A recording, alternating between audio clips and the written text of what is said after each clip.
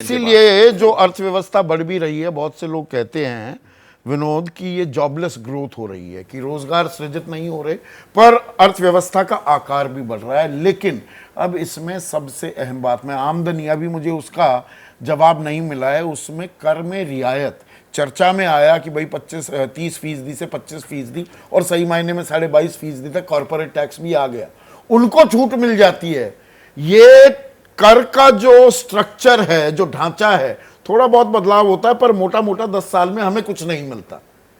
तो income tax में कुछ छूट मिलेगी, कहीं मेरी जेब में पैसा आता भी दिखेगा, या मुंगेरी लाल के हसीन सपने हैं ये?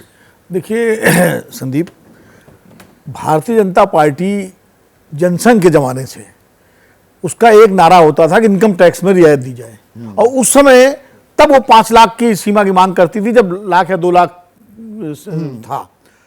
और अटल बिहारी वाजपेयी की सरकार के से लेकर नरेंद्र मोदी जी की सरकार तक भारतीय जनता पार्टी की सरकार रही है। लेकिन इनकम टैक्स की छूट की जो उम्मीद हम सब लोग करते हैं या करते रहे हैं, उसमें कुछ नहीं निकला। इन्होंने पिछली बार एक वो 2 स्लैब बना दिए, 7 लाख वाला, न्यू टैक्स रेजिम और पैदा कर दिया। 2.5 लाख एक में 3, कुल मिलाकर 7 से 7.5 लाख रुपए तक आपको टैक्स नहीं देना होगा। पर उसके बाद जो टैक्सेस हैं वो फिर उनके अलग अलग स्ट्रक्चर्स हैं, 20 और 30 पुराने में और नए में 10, 15, 20, 25 इस तरह से। बिल्कुल।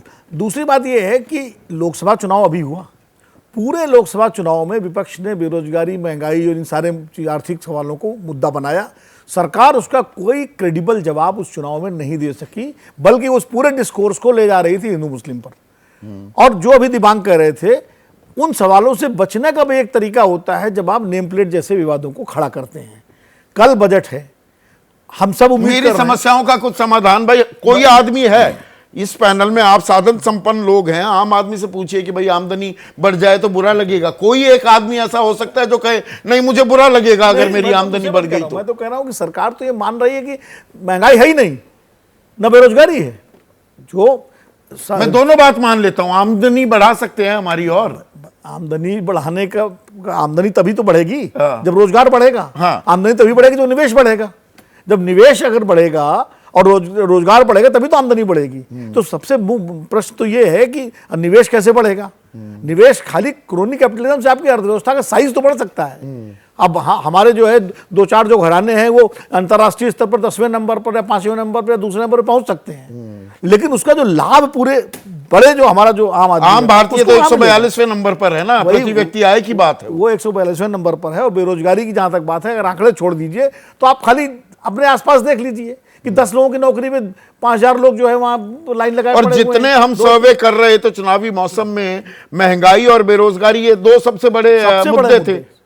अभी आपने खुद टमाटर और आलू का भाव बताया है। आज आप बाजार जाइए कुछ भी लेने के लिए तो आपको पता लग जाएगा महंगाई बढ़ेगी नहीं। तो हिंदू मुसलमान ये घमासान तो चलेगा, रुकेगा नहीं क्या? लेकिन आम आदमी की समस्याओं का और जो हमारी उम्मीदें अपेक्षाएं होती हैं उसका समाधान भी मिलता दिखेगा क्या? और तारीखी दिन होता है बजट का दिन। ऐसा नहीं है कि बजट के अलावा आप फैसले नहीं ले सकते, लिए जा सकते हैं, लेकिन बजट के दिन सबकी निगाहें उस पर टिकी होती हैं। कल हमारी भी टिकी रहेंगी।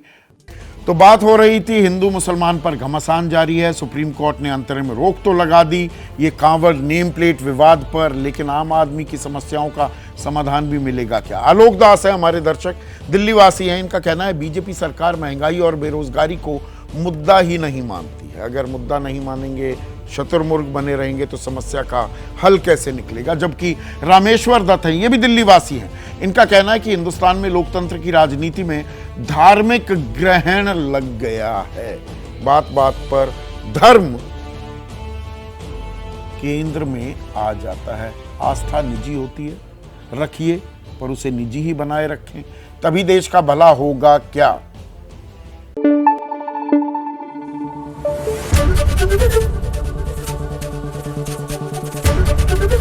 एबीपी न्यूज आपको रखे आगे।